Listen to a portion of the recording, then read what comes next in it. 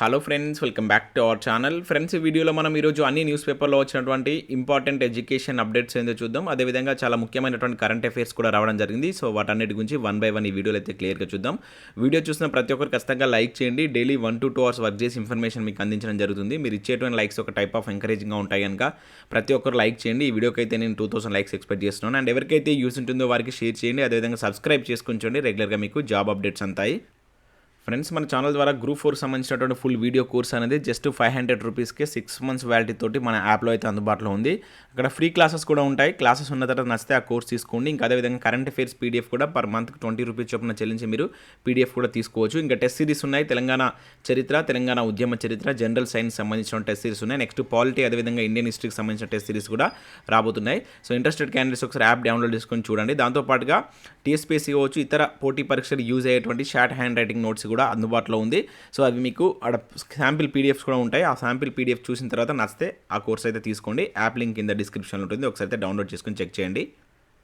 Friends, ఈరోజు news పేపర్లో వచ్చినటువంటి అప్డేట్స్ కనుక చూసినట్టయితే మనకు ఫస్ట్ అప్డేట్ వచ్చేసి నిఘా నీడలో నియామక పరీక్షలు అంటూ దిశ న్యూస్ పేపర్లో ఒక అప్డేట్ ఇక్కడ మనం చూడవచ్చు. టీఎస్పీఎస్సీ కీలక నిర్ణయం, ఇంటర్వ్యూల ఎత్తివేతతో డిసిజన్, 24 మందికి ఒక సీసీ కెమెరా, అత్యధికంగా 36,000, అత్యల్పంగా 1,100. ఈ నెల 16న గ్రూప్ 1 ప్రిలిమ్స్ అంటే ఇక్కడ చూడవచ్చు. సో పోటీ పరీక్షలపై టీఎస్పీఎస్సీ కీలక నిర్ణయం తీసుకున్నది. ఇంటర్వ్యూల రద్దు చేసినందున రాత పరీక్షలను పకడ్బందీగా నిర్వహించాలని భావిస్తుందని చెప్పేసి ఇక్కడ జరిగింది. సో ఇందుకు సీసీ కెమెరాలు కావచ్చు, స్కానర్లు, క్యూఆర్ కోడ్, ఇంకా బయోమెట్రిక్ పద్ధతులను వినియోగించుకున్నట్లు ఇక్కడ ఇవ్వడం జరిగింది. సో దీనికి సంబంధించి ఇక్కడ మనం కంటిన్యూషన్ న్యూస్ కనుక చూసినట్లయితే, సో రాష్ట్రం వచ్చాక జరిగేటువంటి తొలి గ్రూప్ 1 పరీక్ష కావడంతో పాటు ఇతర ఉద్యోగాల భర్తీ పరీక్షల నిర్వహణపై టీఎస్పీఎస్సీ పక్కా ఏర్పాట్లు చేస్తుంది. అన్ని పోటీ పరీక్షలకు ఇంటర్వ్యూలు తీసివేసినందున సో రాత పరీక్ష ద్వారానే ఎంపిక ప్రక్రియ నిర్వహించనుంది. సో విమర్శలకు తావు లేకుండా సీసీ కెమెరాల నిఘాలో పరీక్షలు నిర్వహించేందుకు ఏర్పాట్లు చేస్తుందని చెప్పేసి ఇక్కడ ఇవ్వడం జరిగింది. ప్రతి జిల్లాలో పరీక్ష కేంద్రాలను ఏర్పాటు చేస్తున్నది. సో అభ్యర్థుల సంఖ్యను బట్టి ఒక్కొక్క జిల్లాలో 30 నుంచి 100 వరకు ఎగ్జామినేషన్ సెంటర్స్ ఉంటాయని చెప్పేసి ఇక్కడ ఇచ్చారు. సో అత్యధికంగా మనకి ఇక్కడ హైదరాబాద్లో 100 వరకు ఎగ్జామినేషన్ సెంటర్స్ ఉంటాయని చెప్పేసి ఇవ్వడం జరిగింది. సో షెడ్యూల్ ప్రకారం మనకు ఈ నెల 16న ఈ గ్రూప్ 1 ప్రిలిమ్స్ అయితే పరీక్ష జరగబోతున్నట్లు ఇక్కడ ఇవ్వడం జరిగింది. సో దానికి సంబంధించి అప్లికేషన్స్ ఏ విధంగా వచ్చాయనేది కూడా ఇక్కడ ఇచ్చారు. సో మొత్తం 503 పోస్టులకు గాను మొత్తం అప్లికేషన్ కనుక చూసినట్లయితే 3,80,000 మంది అప్లై చేసుకున్నారు. సో ఒక్కొక్క పోస్టుకు 756 మంది అయితే పోటీ పడుతున్నట్లు ఇక్కడ ఇవ్వడం జరిగింది. సో దీనిలో మొత్తం ఈ 503 పోస్టులో 225 పోస్టులు మనకు మహిళలు కేటాయించడం జరిగింది. సో వాటికి కనుక అప్లికేషన్ కనుక చూసుకున్నట్లయితే 151,000 అప్లికేషన్స్ రావడం జరిగింది ఈ మహిళా విభాగానికి సంబంధించి. సో ఇక్కడ మనకి 225 పోస్టులకు సంబంధించి ఒక్కొక్క పోస్టుకు 672 మంది పోటీ పడుతున్నట్లు ఇక్కడ ఇవ్వడం జరిగింది. అదేవిధంగా దివ్యాంగుల కేటగిరీలో 24 పోస్టులు ఉన్నాయి. సో దానికి సంబంధించి 6,105 అప్లికేషన్స్ వచ్చేట్లు ఇక్కడ ఇచ్చారు. అదేవిధంగా ఒక్కొక్క పోస్టుకు ఈ దివ్యాంగుల కేటగిరీలో 254 మంది పోటీ పడుతున్నట్లు ఇవ్వడం జరిగింది. ఇంకా అదేవిధంగా ఇక్కడ గవర్నమెంట్ ఎంప్లాయీస్ కూడా వీటికి 51,000 మంది వరకు అప్లై చేసుకున్నట్లయితే ఇవ్వడం జరిగింది. అంటే దాదాపుగా 15.33% ప్రభుత్వ ఉద్యోగులు కూడా గ్రూప్ 1కి అప్లై చేసుకున్నట్లుగా ఇక్కడ మనకు వాటికి సంబంధించిన కంప్లీట్ డీటెయిల్స్ ఇచ్చారు. ఇంకా అదేవిధంగా 24 మందికి సీసీ కెమెరా అంటే ఇక్కడ ఇవ్వడం జరిగింది. సో ఎగ్జామినేషన్ సెంటర్స్లో ప్రతి 24 మెంబర్స్కి ఒక సీసీ కెమెరా ఉండేలా ప్రభుత్వం ఏర్పాట్లు టీఎస్పీఎస్సీ ఏర్పాటు చేస్తున్నట్లుగా ఇక్కడ మనకు దిశ న్యూస్ పేపర్లో ఒక అప్డేట్ ఇవ్వడం జరిగింది.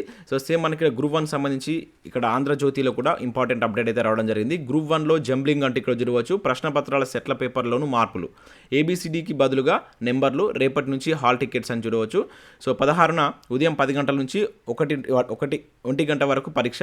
రాష్ట్ర వ్యాప్తంగా 1041 కేంద్రాలు, ఏర్పాట్లు పూర్తి. టీఎస్పీఎస్సీ అంటే ఇక్కడ చూడవచ్చు. సో గ్రూప్ 1 ప్రిలిమినరీ పరీక్షలో జంబ్లింగ్ విధానాన్ని అమలు చేయాలని తెలంగాణ రాష్ట్ర పబ్లిక్ సర్వీస్ కమిషన్ టీఎస్పీఎస్సీ నిర్ణయించింది. సో దీన్ని అనుసరించి పక్కపక్కన కూర్చునేటువంటి అభ్యర్థులకు వేర్వేరు సెట్ల ప్రశ్నపత్రాలు ఇవ్వనున్నారు. సో ప్రశ్నపత్రాల సెట్ల రూపకల్పనలో కూడా ఈసారి కొత్త విధానాన్ని అమలు చేయాలని కమిషన్ నిర్ణయించిందని చెప్పేసి ఇక్కడ చూడవచ్చు. సాధారణంగా మనకైతే ఏబిసిడి ఈ విధంగా ఈ అక్షరాలతో కూడినటువంటి సెట్లను అయితే అంతకుముందు ఇచ్చేది. అయితే ఈసారి అలా కాకుండా ఇక్కడ చూసినట్లయితే 001 లేదా 101 వంటి నెంబర్లతో కూడినటువంటి సెట్లను ఇవ్వనట్లయితే ఇక్కడ ఇవ్వడం జరిగింది. సో తద్వారా పరీక్ష కేంద్రంలో ఏ అభ్యర్థికి ఏ సెట్ ప్రశ్నపత్రం వచ్చిందనేటువంటి విషయాన్ని అంచనా వేయడం కష్టమవుతుందని చెప్పేసి భావిస్తున్నట్లు ఇక్కడ మనం చూడవచ్చు. సో దాంతో అక్రమాలు జరిగే అవకాశం ఉండదని అధికారులు భావిస్తున్నారు. సో అభ్యర్థులు తమకు ఇచ్చినటువంటి సెట్ నెంబర్ను జవాబు పత్రంలో నింపవలసి అయితే ఉంటుంది. సో ఈ పరీక్షను ఓఎంఆర్ షీట్ విధానంలో నిర్వహిస్తున్న విషయం మనకైతే తెలిసిందే. సో దీనికి సంబంధించి ఇక్కడ మళ్ళీ డీటెయిల్స్ ఇచ్చారు. ఈ నెల 16న జరగబోతున్నటువంటి ఎగ్జామ్ సంబంధించి ఎంతమంది అప్లై చేశారు అనేటువంటి డీటెయిల్స్ ఇక్కడ చూడవచ్చు. సో ఇక్కడ మరొక ఇంపార్టెంట్ పాయింట్ కనుక చూసినట్లయితే కొత్త రోస్టర్ వచ్చాక శాఖే నోటిఫికేషన్లు అంటూ చూడవచ్చు. సో ఇక్కడ చూసినట్లయితే రాష్ట్రంలో వివిధ ఉద్యోగాల భర్తీకి సంబంధించి తాజా నోటిఫికేషన్లు విడుదల చేయాలంటే కొత్త రిజర్వేషన్ల ప్రకారం ఆయా విభాగాలు మళ్ళీ రోస్టర్ ప్యానెల్ను సవరించవలసి అయితే ఉంటుంది. సో ఈ రోస్టర్ విధానం ఖరారైన తర్వాతే కొత్త నోటిఫికేషన్లు జారీ చేయాలని టీఎస్పీఎస్సీ అధికారులు భావిస్తున్నారని చెప్పేసి ఇక్కడ చూడవచ్చు. ఇప్పటికే కొన్ని పోస్టులకు నోటిఫికేషన్లు రాగా మరికొన్నిటికి విడుదల చేయాల్సి ఉంది. అయితే ప్రభుత్వం ఇటీవల గిరిజన రిజర్వేషన్ శాతాన్ని పెంచిన విషయం తెలిసిందే. సో దీంతో ఇక నుంచి మారినటువంటి ఈ రిజర్వేషన్ల ప్రకారం పోస్టుల భర్తీ చేయాల్సి అయితే ఉంటుంది. సో ఈ మేరకు ఆయా శాఖలు రోస్టర్ ప్యానెల్ను రూపొందించవలసి ఉంటుంది. సో దాని ఆధారంగానే ఆయా వర్గాలకు పోస్టులు అయితే కేటాయించిన తర్వాత సో తదుపరి నోటిఫికేషన్ రిలీజ్ చేసేటువంటి అవకాశం ఉన్నట్లు టీఎస్పీఎస్సీ అధికారులు భావిస్తున్నట్లు ఇక్కడ మనకు ఒక కమింగ్ నోటిఫికేషన్ సంబంధించినటువంటి అప్డేట్ కూడా చూడవచ్చు. సో నెక్స్ట్ అప్డేట్ కనుక చూసినట్లయితే బీసీ గురుకుల డిగ్రీ కాలేజీల్లో గెస్ట్ ఫ్యాకల్టీ అంటే ఇక్కడ చూడవచ్చు. సో దీనికి సంబంధించి ఈరోజు దాదాపు అన్ని న్యూస్ పేపర్లో మనకైతే అప్డేట్స్ అయితే రావడం జరిగింది. ఇక్కడ నమస్తే తెలంగాణలో చూడవచ్చు.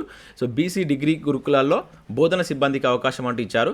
సో ఇక్కడ ఉన్నటువంటి ఇన్ఫర్మేషన్ కనుక చూసినట్లయితే దరఖాస్తు సమర్పణకు గడువు ఈ నెల 12 అని చెప్పి చూడవచ్చు.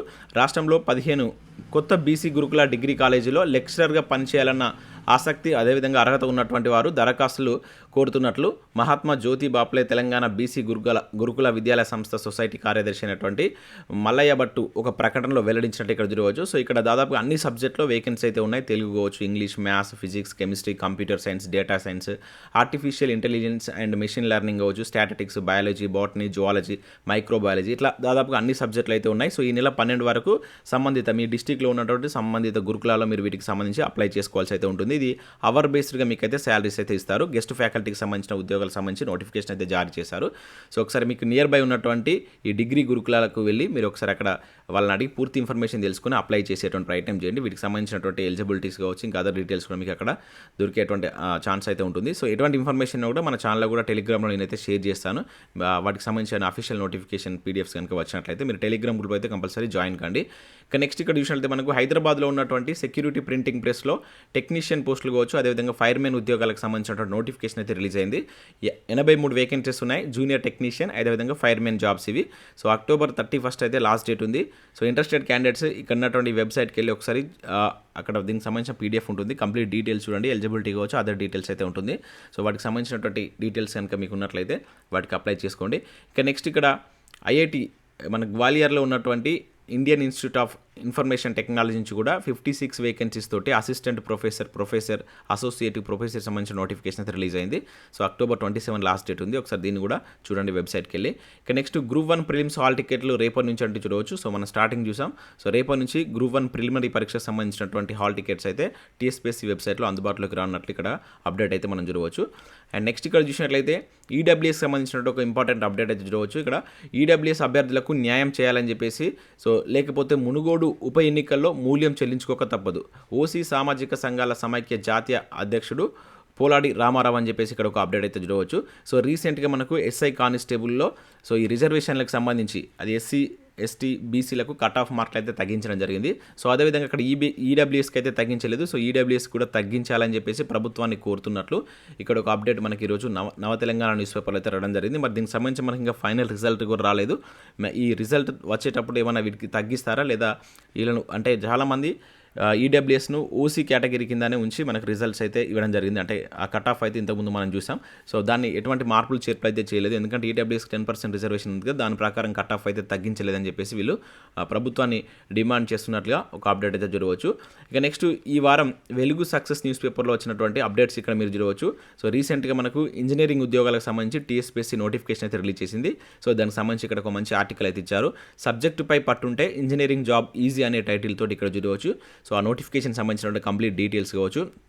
పేపర్ 1 జనరల్ స్టడీస్ విభాగంలో ఏ విధంగా చదవాలి, పేపర్ 2 అదేవిధంగా ఆ కోర్ సబ్జెక్ట్ సంబంధించి ఈ ముఖ్యంగా ఇవి మనకు ఏడబ్ల్యూ ఉద్యోగాలకు సంబంధించి కావచ్చు, ఇంకా ఇతర ఉద్యోగాలకు సంబంధించినటువంటి నోటిఫికేషన్ అయితే రిలీజ్ అయ్యాయి. ఒకసారి ఇంజనీరింగ్ అభ్యర్థులు ఎవరైనా ఉన్నట్లయితే వెలుగు సక్సెస్ న్యూస్ పేపర్ చూడండి, మీకు యూజ్ అవుతుంది.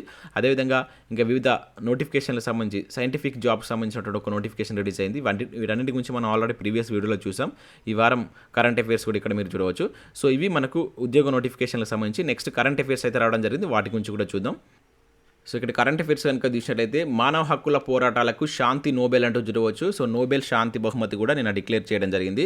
బెలారస్ ఉద్యమకారుడు అలెస్ బియాన్యాస్కీతో పాటు రష్యా, ఉక్రెయిన్ సంస్థలకు సంయుక్తంగా ఈ నోబెల్ శాంతి బహుమతి అయితే రావడం జరిగింది. సో వాటి పేర్లు ఇక్కడ గుర్తుంచుకోండి. సో రష్యా మానవ హక్కుల సంస్థ అయినటువంటి మెమోరియల్, అదేవిధంగా ఉక్రెయిన్ సంస్థ అయినటువంటి సెంటర్ ఫర్ సివిల్ లిబర్టీస్కు, అండ్ అదేవిధంగా ఇక్కడ బియాన్యాస్కీ. సో వీళ్ళు మానవ హక్కుల పరిరక్షణ కోసం పోరాడుతున్నటువంటి సంస్థలు కావచ్చు, వ్యక్తులకు సంబంధించి సంయుక్తంగా సో ఈసారి మనకు నోబెల్ శాంతి బహుమతి అయితే ప్రకటించడం జరిగింది. ఈ పేర్లను గుర్తుంచుకోండి. ఇప్పటివరకు మనకు నిన్నటి వరకు కూడా ఫిజిక్స్, కెమిస్ట్రీ, అదేవిధంగా అండ్ వైద్య శాస్త్రంలో కూడా ఇవ్వడం జరిగింది, సాహిత్యంలో కూడా ఇచ్చారు. సో వీటన్నిటి గురించి నేను ఫర్దర్గా ఒక వీడియో అయితే చేస్తాను, వీటినైతే గుర్తుంచుకోండి. ఇక నెక్స్ట్ కరెంట్ అఫైర్స్ కనుక చూసినట్లయితే తదుపరి సీజేఐగా చంద్రచూడ్ అంటే ఇక్కడ చూడవచ్చు. సో వచ్చే నెల 8తో ముగియనున్నటువంటి యుయు లలిత్ పదవీ కాలం వారసుడిని సిఫార్సు చేయాలని లలిత్కు కేంద్రం లేఖ అని చెప్పేసి ఇక్కడ ఇవ్వడం జరిగింది. సో ప్రజెంట్ మనకు సుప్రీంకోర్టు ప్రధాన న్యాయమూర్తిగా యుయు లలిత్ అయితే కొనసాగుతున్నాడు. సో వచ్చే నెల 8 తోటి చాలా తక్కువ కాలం పనిచేసినటువంటి ప్రధాన న్యాయమూర్తిగా మనం అయితే చూడవచ్చు. సో నెక్స్ట్ మనకు చంద్రచూడ్ అంటే మనకి ఇక్కడ ఏదైనా సీనియారిటీ ప్రకారం ఉంటుంది, అది మనకు తెలిసినటువంటి విషయమే. సో నెక్స్ట్ చంద్రచూడ్ని ఎంపిక చేయాలని చెప్పేసి కేంద్ర సిఫార్సు చేస్తున్నట్లు సో ఇక్కడ ఒక లేఖ రాసినట్లు మనం ఇక్కడ ఒక అప్డేట్ అయితే చూడవచ్చు. సో నేమ్ గుర్తుంచుకోండి, చంద్రచూడ్ అంటే నెక్స్ట్ సీజేఐగా మనకు చంద్రచూడ్ రాబోతున్నాడు. సో ప్రజెంట్ యుయు లలిత్ ఉన్నాడు. సో ప్రజెంట్ యుయు లలిత్ ఏ రాష్ట్రం అనేది కింద కామెంట్ చేయండి, అతను ఏ రాష్ట్రానికి సంబంధించిన పర్సన్ అనేది కింద కామెంట్ చేసే ప్రయత్నం చేయండి. సో నెక్స్ట్ కరెంట్ అఫైర్ కనుక చూసినట్లయితే హర్మన్ ప్రీత్కు FIH అవార్డు అంటే ఇక్కడ చూడవచ్చు. సో మనకు అంతర్జాతీయ హాకీ సమైక్య ఇచ్చేటువంటి ప్లేయర్ ఆఫ్ ద ఇయర్ అవార్డుకు సో రెండోసారి మన ఇండియన్ హాకీ ప్లేయర్ అయినటువంటి హర్మన్ ప్రీత్కు రెండోసారి అవార్డు రావడం జరిగింది. చాలా ఇంపార్టెంట్. డైరెక్ట్గా మనకు ఎట్లా అడుగుతారంటే సో రీసెంట్గా మనకు ఈ హాకీకి సంబంధించి player of the year award క్రింది ఏ వ్యక్తి పొందాడని చెప్పేసి అడగడానికి ఛాన్స్ ఉంటుంది కనుక హర్మన్ ప్రీత్ అని చెప్పేసి గుర్తుంచుకోండి. సో వరుసగా రెండోసారి కూడా ఈ అవార్డు పొందినటువంటి వ్యక్తి కింద గుర్తుంచుకోండి. సో నెక్స్ట్ కనుక చూసినట్లయితే త్వరలో అందుబాటులోకి ఈ రూపీ అని చెప్పేసి చూడవచ్చు. సో కాన్సెప్ట్ నోట్ను విడుదల చేసినటువంటి RBI మొదట కొన్ని లావాదేవీలకు మాత్రమే పరిమితం అని చెప్పేసి ఇక్కడ చూడవచ్చు. So reserve bank of India త్వరలోనే ఈ సెంట్రల్ బ్యాంక్ డిజిటల్ కరెన్సీ అంటాం దీన్నే, ఈ రూపీ అనేటువంటి ఒక డిజిటల్ కరెన్సీ. సో దీనికి సంబంధించినటువంటి ఒక కాన్సెప్ట్ నోట్ను RBI అయితే నేను రిలీజ్ చేయడం జరిగింది. దానికి సంబంధించిన ఒక అప్డేట్ ఇక్కడ మనం చూడవచ్చు. సో ఈ రూపీకి సంబంధించి మనకు తరచూ వార్తల్లో వస్తుంది. సో దీనికి సంబంధించి ఒకసారి కంప్లీట్ డీటెయిల్స్ చూడండి. రాబోయేటువంటి ఎగ్జామ్లో మనకు కరెంట్ అఫైర్స్ కోణంలో క్వశ్చన్ రావడానికి అయితే ఛాన్స్ ఉంటుంది. ఇక నెక్స్ట్ చూసినట్లయితే వారికి SC హోదా సాధ్యమేనా? సో ఇక్కడ మనం నిన్న చూసాం. సో చాలా ఇంపార్టెంట్ కరెంట్ అఫైర్ అని చెప్పేసి నిన్న కూడా మీకు చెప్పడం జరిగింది.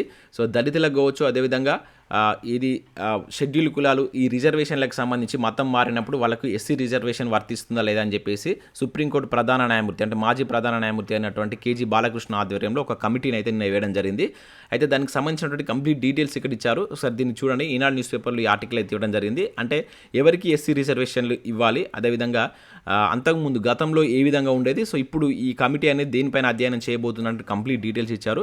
చాలా ఇంపార్టెంట్ ఇది, మన కంటెంట్ పరంగా కావచ్చు, అదేవిధంగా కరెంట్ అఫైర్స్ పరంగా కూడా ఇంపార్టెంట్. ఒకసారి అయితే ఈనాడు న్యూస్ పేపర్ చూడండి. ఇక్కడ లెంతీ ఆర్టికల్ ఉంది కనుక నేను కంప్లీట్ చదవట్లేదు, ఒకసారి మీకు రిమైండ్ చేద్దామని చెప్పేసి ఆర్టికల్ తీసుకురావడం జరిగింది. ఈనాడు న్యూస్ పేపర్ చూసినట్లయితే మీకు కంప్లీట్ డీటెయిల్స్ ఉంటాయి.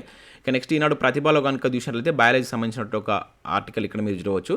సో ఇవి మనకు వివిధ న్యూస్ పేపర్లో వచ్చినటువంటి ఇంపార్టెంట్ ఎడ్యుకేషన్ అప్డేట్స్ అనే విధంగా కరెంట్ అఫైర్స్. వీడియో నచ్చినట్లయితే లైక్ చేసి మీ మిత్రులకైతే షేర్ చేయండి. Thanks for watching. Thank you everyone.